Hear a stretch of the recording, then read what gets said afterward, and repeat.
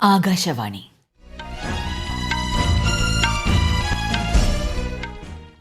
നമസ്കാരം. വാർത്തകൾ വായിക്കുന്നത് സീന ആന്റണി.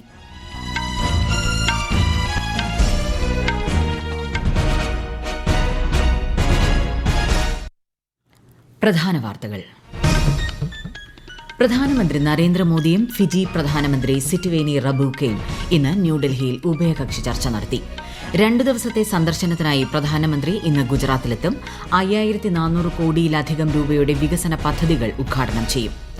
കുറ്റകൃത്യങ്ങളിൽ ഏർപ്പെടുന്ന ജനപ്രതിനിധികൾക്കെതിരെയുള്ള 130ാം ഭരണഘടനാ ഭേദഗതി ബില്ലിനെതിരായ പ്രതിഷേധങ്ങൾ ജനാധിപത്യ വിരുദ്ധമെന്ന് കേന്ദ്രമന്ത്രി അമിത്ഷാ. ഉപരാഷ്ട്രപതി തെരഞ്ഞെടുപ്പിൽ നാമനിർദ്ദേശ പത്രിക പിൻവലിക്കാനുള്ള സമയപരിധി ഇന്ന് അവസാനിക്കും. സംസ്ഥാനത്ത് അമീബിക് മസ്തിഷ്ക ജ്വരത്തിനെതിരെ കർശന ജാഗ്രത. രോഗം സ്ഥിരീകരിച്ച പ്രദേശങ്ങൾ കേന്ദ്രീകരിച്ച് പ്രതിരോധ പ്രവർത്തനങ്ങൾ ശക്തമാക്കി. രാജ്യത്തെ വടക്ക് പടിഞ്ഞാറൻ മേഖലകളിൽ അടുത്ത 2 ദിവസത്തേക്ക് അതിശക്തമായ മഴയ്ക്ക് സാധ്യതയെന്ന് കാലാവസ്ഥാ കേന്ദ്രം. വാർത്തകൾ വിശദമായി. പ്രധാനമന്ത്രി നരേന്ദ്രമോദിയും ഫിജി പ്രധാനമന്ത്രി സിറ്റ്വേനി റബൂക്കയും ഇന്ന് ന്യൂഡൽഹിയിൽ ഉഭയകക്ഷി ചർച്ച നടത്തി. 3 ദിവസത്തെ സന്ദർശനത്തിനായി ഇന്ത്യയിലെത്തിയ ഫിജി പ്രധാനമന്ത്രി ഇന്ന് രാവിലെ രാജ്ഘട്ടിൽ മഹാത്മാഗാന്ധി സ്മാരകത്തിൽ പുഷ്പചക്രം അർപ്പിച്ചു. രാഷ്ട്രപതി ദ്രൌപദി മുർമുവുമായും ഫിജി പ്രധാനമന്ത്രി കൂടിക്കാഴ്ച നടത്തും. 2 ദിവസത്തെ സന്ദർശനത്തിനായി പ്രധാനമന്ത്രി നരേന്ദ്രമോദി ഇന്ന് ഗുജറാത്തിലെത്തും. വിവിധ മേഖലകളിലായി 5400 കോടിയിലധികം രൂപയുടെ വികസന പദ്ധതികളുടെ ഉദ്ഘാടനം പ്രധാനമന്ത്രി നിർവഹിക്കും. നാളെ ഹൻസൽപൂരിൽ നടക്കുന്ന പരിപാടിയിൽ 100 രാജ്യങ്ങളിലേക്കുള്ള ഇലക്ട്രിക് വാഹന കയറ്റുമതി ശ്രീ നരേന്ദ്രമോദി ഉദ്ഘാടനം ചെയ്യും. ഹരിതോർജ്ജ മേഖലയിൽ സ്വയം പര്യാപ്തമാകുന്നതിന് ലിഥിയം അയോൺ ഹൈബ്രിഡ് ബാറ്ററി ഇലക്ട്രോഡുകളുടെ പ്രാദേശിക ഉൽപാദന പദ്ധതിക്കും അദ്ദേഹം തുടക്കം കുറിക്കും. 130ാം ഭരണഘടനാ ഭേദഗതി ബില്ലിനെതിരായ പ്രതിഷേധങ്ങൾക്ക് പ്രതിപക്ഷ പാർട്ടികളെ വിമർശിച്ച് കേന്ദ്ര ആഭ്യന്തരമന്ത്രി അമിത്ഷാ. പ്രതിപക്ഷ പാർട്ടികളിലെ നേതാക്കൾ ജയിലിലടയ്ക്കപ്പെട്ടാലും സർക്കാർ രൂപീകരിക്കാൻ ശ്രമിക്കും എന്നതാണ് പ്രതിഷേധങ്ങളിൽ നിന്ന് മനസ്സിലാകുന്നതെന്ന് ഒരു സ്വകാര്യ വാർത്താ ഏജൻസിക്ക് നൽകിയ അഭിമുഖത്തിൽ ശ്രീ ഷാ ആരോപിച്ചു. ബില്ലിനെതിരെ പ്രതിപക്ഷ പാർട്ടികൾ നടത്തിയ പ്രതിഷേധം ജനാധിപത്യ വിരുദ്ധമാണ്. പ്രധാനമന്ത്രിയുടെ ഓഫീസിനെ ഈ ബില്ലിന് കീഴിൽ കൊണ്ടുവരണമെന്ന് വാദിച്ചത് ശ്രീ നരേന്ദ്രമോദി തന്നെയാണെന്നും അദ്ദേഹം വ്യക്തമാക്കി. पहले 39वां जो संशोधन था, इसमें इंदिरा जी उपराष्ट्रपति राष्ट्रपति के साथ साथ खुद को भी इनके खिलाफ कोई वैधता नहीं रहती है चुनावी मुकदमों का एक संविधान संशोधन लेकर आई थी. वो खैर कांग्रेस पार्टी और श्रीमती इंदिरा गांधी की नैतिकता का सवाल है. नरेंद्र मोदी जी अपने खिलाफ खुद संविधान संशोधन लेकर आए हैं कि प्रधानमंत्री भी जेल में जाएगा तो उसको इस्तीफा दे देना. കുറഞ്ഞത് 5 വർഷം തടവ് ശിക്ഷ ലഭിക്കാവുന്ന കുറ്റങ്ങൾക്ക് അറസ്റ്റ് ചെയ്യപ്പെടുകയും തുടർച്ചയായി 30 ദിവസം തടങ്കലിൽ വയ്ക്കുകയും ചെയ്താൽ ഒരു തെരഞ്ഞെടുക്കപ്പെട്ട നേതാവിന് സ്വയമേവ അവരുടെ സ്ഥാനം നഷ്ടപ്പെടുന്നതാണ് 130ാം ഭേദഗതി ബിൽ. ബില്ലിൽ സംയുക്ത പാർലമെന്ററി കമ്മിറ്റിയെ പ്രതിപക്ഷം ബഹിഷ്കരിച്ചെങ്കിലും JPC പ്രവർത്തനം തുടരുമെന്ന് ശ്രീ അമിത്ഷാ പറഞ്ഞു. ഉപരാഷ്ട്രപതി തെരഞ്ഞെടുപ്പിൽ നാമനിർദ്ദേശ പത്രിക പിൻവലിക്കാനുള്ള സമയപരിധി ഇന്ന് അവസാനിക്കും. Maharashtra governor CP Radhakrishnan NDA സ്ഥാനാർത്ഥിയായും സുപ്രീം കോടതി മുൻ judge B Sudarshan Reddy INDIA സ്ഥാനാർത്ഥിയായും മത്സരിക്കും. അടുത്ത മാസം 9-നാണ് വോട്ടെടുപ്പും വോട്ടെണ്ണലും.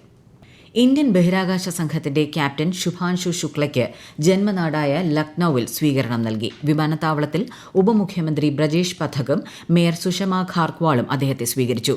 ശുഭാൻഷു ശുക്ല പഠിച്ച സ്കൂളിൽ അനുമോദന ചടങ്ങും സംഘടിപ്പിച്ചു. വൈകുന്നേരം ഉത്തർപ്രദേശിലെ ശാസ്ത്ര സാങ്കേതിക വകുപ്പ് സംഘടിപ്പിക്കുന്ന പരിപാടിയിൽ മുഖ്യമന്ത്രി യോഗി ആദിത്യനാഥ് ശുഭാൻഷു ശുക്ലയെ ആദരിക്കും. കേന്ദ്ര സഹമന്ത്രിമാരായ എൽ മുരുകനും ജോർജ് കുര്യനും ഇന്ന് കേരളത്തിൽ. കൊച്ചിയിൽ വിവിധ പരിപാടികളിൽ പങ്കെടുക്കുന്ന ശ്രീ എൽ മുരുകൻ വൈകിട്ട് ഡൽഹിയിലേക്ക് മടങ്ങും. കൊച്ചി മറൈൻ ഡ്രൈവിൽ നാളെ ആരംഭിക്കുന്ന ലോക് സംവർദ്ധൻ പർവ് പരിപാടിയുടെ മുന്നൊരുക്കങ്ങൾ ശ്രീ ജോർജ് കുര്യൻ അവലോകനം ചെയ്യും. സംസ്ഥാനത്ത് അമീബിക് മസ്തിഷ്ക ജ്വരത്തിനെതിരെ കർശന ജാഗ്രത തുടർന്ന് ആരോഗ്യവകുപ്പ്. ചികിത്സയിലുള്ള രോഗികളുടെ പ്രദേശങ്ങൾ കേന്ദ്രീകരിച്ച് പ്രതിരോധ പ്രവർത്തനങ്ങൾ ശക്തമാക്കി. ജലസ്രോതസ്സുകൾ കേന്ദ്രീകരിച്ച് ക്ലോറിനേഷൻ പ്രവർത്തനങ്ങളും ശക്തമാക്കി. നിലവിൽ ഇവരുടെ രോഗ ഉറവിടം വ്യക്തമായിട്ടില്ല. വയനാട് സ്വദേശിയായ യുവാവിന് കൂടെ രോഗം സ്ഥിരീകരിച്ചതോടെ കോഴിക്കോട് മെഡിക്കൽ കോളേജിൽ ചികിത്സയിലുള്ളവരുടെ എണ്ണം 8ആയി. ആകാശവാണി വാർത്തകളും വാർത്താധിഷ്ഠിത പരിപാടികളും all India radio news Thiruvananthapuram YouTube ചാനലിലും all India radio news Thiruvananthapuram Facebook പേജിലും AR News_ തിരുവനന്തപുരം ഇൻസ്റ്റഗ്രാം അക്കൌണ്ടിലും AR News_TVM X ഹാൻഡിലും ലഭ്യമാണ്. വാർത്തകൾ തുടരുന്നു. കേരളത്തിൽ സപ്ലൈകോ ഓണം ഫെയറിന്റെ സംസ്ഥാനതല ഉദ്ഘാടനം മുഖ്യമന്ത്രി പിണറായി വിജയൻ ഇന്ന് നിർവഹിക്കും.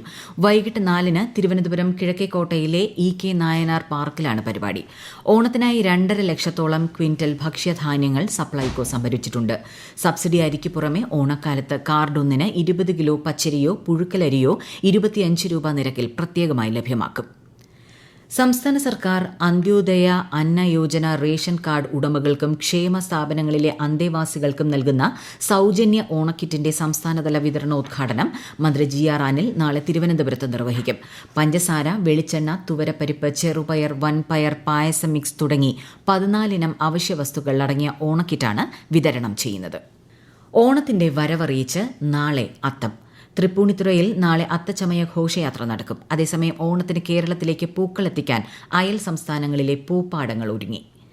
ദേശീയ നേത്രദാന പക്ഷാചരണത്തിന് ഇന്ന് തുടക്കം. മരണാനന്തരം കണ്ണുകൾ ദാനം ചെയ്യാൻ ആളുകളെ പ്രോത്സാഹിപ്പിക്കാനും അതിന്റെ പ്രാധാന്യം ജനങ്ങളിൽ എത്തിക്കാനും തെറ്റിദ്ധാരണകൾ മാറ്റാനും ലക്ഷ്യമിട്ടാണ് പക്ഷാചരണം സംഘടിപ്പിക്കുന്നത്. എല്ലാ വർഷവും ഓഗസ്റ്റ് 25 മുതൽ സെപ്റ്റംബർ 8 വരെയാണ് പരിപാടി സംഘടിപ്പിക്കുന്നത്. രേഖാമൂലമുള്ള സമ്മതപത്രം ഇല്ലെങ്കിൽ പോലും ബന്ധുക്കൾ സന്നദ്ധത അറിയിച്ചാൽ നേത്രദാനം നടത്താനാകും.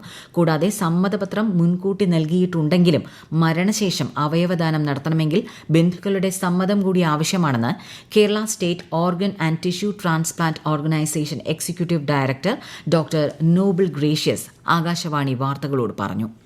നേത്രദാനത്തിന് സന്നദ്ധത നമുക്ക് ജീവിച്ചിരിക്കുമ്പോൾ തന്നെ പ്രകടിപ്പിക്കാം. Kerala state organ and tissue transplant ഓർഗനൈസേഷന്റെ വെബ്സൈറ്റിലോ national organ transplant and tissue organisation വെബ്സൈറ്റിലോ ഡോണർ പ്ലെഡ്ജ് എന്നൊരു ലിങ്കിൽ ക്ലിക്ക് ചെയ്താൽ നിങ്ങളുടെ ആധാർ മുഖേന അവയവദാനത്തിന് സന്നദ്ധരാകും. നമ്മൾ എപ്പോഴും നേത്രദാനം ചെയ്യുന്നതിനോട് കൂടെ മറ്റുള്ള അവയവങ്ങളിലും നൽകാൻ സന്നദ്ധമാണെങ്കിൽ അത് ടിക്ക് ബോക്സസ് ഉണ്ട്, അത് വെച്ച് ക്ലിക്ക് ചെയ്ത് നിങ്ങൾക്ക് എന്തെല്ലാം അവയവങ്ങൾ നിങ്ങൾക്ക് മരണശേഷം നൽകാമെന്നുള്ളത് രേഖപ്പെടുത്താം. മരിച്ച ശേഷം ഡൊണേറ്റ് ചെയ്യണമെങ്കിൽ നമ്മൾ ജീവിച്ചിരിക്കുമ്പോൾ തന്നെ പ്ലെഡ്ജ് ചെയ്തിട്ടുണ്ടെങ്കിലും നമ്മുടെ ബന്ധുക്കൾ സന്നദ്ധപത്രത്തിൽ ഒപ്പിടുകയും അത് 2 സാക്ഷികളുടെ പ്രസൻസിലാണ് ഒപ്പിടേണ്ടത്. ഇന്ത്യയുടെ വടക്ക് പടിഞ്ഞാറൻ മേഖലകളിൽ അടുത്ത 2 ദിവസത്തേക്ക് അതിശക്തമായ മഴയ്ക്ക് സാധ്യതയെന്ന് കാലാവസ്ഥാ കേന്ദ്രം. ഗുജറാത്ത്, ഒഡീഷ, രാജസ്ഥാൻ, ഉത്തരാഖണ്ഡ് എന്നിവിടങ്ങളിലെ ഒറ്റപ്പെട്ട ഇടങ്ങളിലാണ് നാളെ വരെ കനത്ത മഴ പ്രതീക്ഷിക്കുന്നത്. കേരളത്തിലും വ്യാപക മഴയ്ക്ക് സാധ്യത. നാളെ 8 ജില്ലകളിൽ മഞ്ഞ ജാഗ്രത പ്രഖ്യാപിച്ചിട്ടുണ്ട്. നാളെ മുതൽ ഈ മാസം 28 വരെ കേരളം, കർണാടക, ലക്ഷദ്വീപ് തീരങ്ങളിൽ മത്സ്യബന്ധനത്തിന് വിലക്കേർപ്പെടുത്തി. ബീഹാറിൽ നദികളിൽ ജലനിരപ്പ് കുറഞ്ഞതിനെ തുടർന്ന് വിവിധ പ്രദേശങ്ങളിലുണ്ടായ വെള്ളപ്പൊക്കത്തിന് നേരിയ ശമനം. നളന്ദ, ജഹനാബാദ് ജില്ലകളിലെ സ്ഥിതി മെച്ചപ്പെട്ടു. ദുരിതാശ്വാസ പ്രവർത്തനങ്ങൾ തുടരുകയാണ്. അതേസമയം നദീതീരങ്ങളിൽ താമസിച്ചിരുന്നവർ വീടുകളിലേക്ക് മടങ്ങരുതെന്ന് നിർദ്ദേശം നൽകിയിട്ടുണ്ട്. പ്രധാനമന്ത്രി നരേന്ദ്രമോദി ആകാശവാണിയിലൂടെ ജനങ്ങളുമായി ആശയങ്ങൾ പങ്കുവയ്ക്കുന്ന പ്രതിമാസ റേഡിയോ പ്രഭാഷണ പരിപാടി മൻ കി ബാത്ത് ഈ മാസം 31 രാവിലെ 11 മണിക്ക്. മൻ കി ബാത്തിന്റെ 125 പതിപ്പാണിത്. പരിപാടിയിലേക്കുള്ള ആശയങ്ങളും അഭിപ്രായങ്ങളും 1800-11-7800 എന്ന ടോൾ ഫ്രീ നമ്പറിലൂടെയും പ്രധാനമന്ത്രി Narendra Modi app, my G O V open forum എന്നിവയിലൂടെയും ഈ മാസം 29 വരെ പങ്കുവയ്ക്കാം. ഏറ്റവും മികച്ച കരാർ ലഭിക്കുന്ന ഇടത്തുനിന്ന് ഇന്ത്യ എണ്ണ വാങ്ങുന്നത് തുടരുമെന്ന് റഷ്യയിലെ ഇന്ത്യൻ അംബാസിഡർ വിനയ് കുമാർ. ദേശീയ താൽപര്യം സംരക്ഷിക്കുന്നതിന് മുൻഗണന നൽകുമെന്നും റഷ്യയുമായും മറ്റു രാജ്യങ്ങളുമായും ഉള്ള സഹകരണം ആഗോള എണ്ണ വിപണിയിൽ സ്ഥിരതയ്ക്ക് കാരണമായിട്ടുണ്ടെന്നും അദ്ദേഹം പറഞ്ഞു. റഷ്യയിൽ നിന്ന് എണ്ണ വാങ്ങിയതിനാൽ ഇന്ത്യയുടെ ഇറക്കുമതിക്ക് തീരുവ വർദ്ധിപ്പിക്കാനുള്ള US തീരുമാനം യുക്തിരഹിതവും നീതീകരിക്കാനാവാത്തതുമാണെന്ന് റഷ്യൻ വാർത്താ ഏജൻസിക്ക് നൽകിയ അഭിമുഖത്തിൽ ശ്രീ വിനയ് കുമാർ പറഞ്ഞു.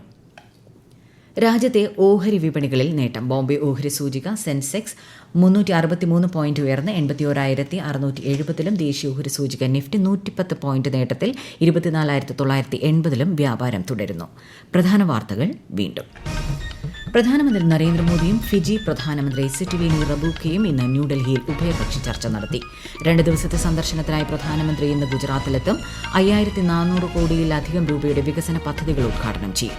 കുറ്റകൃത്യങ്ങൾ ഏർപ്പെടുന്ന ജനപ്രതിനിധികൾക്കെതിരെയുള്ള 130ാം ഭരണഘടനാ ഭേദഗതി ബില്ലിനെതിരായ പ്രതിഷേധങ്ങൾ ജനാധിപത്യ വിരുദ്ധമെന്ന് കേന്ദ്രമന്ത്രി അമിത്ഷാ.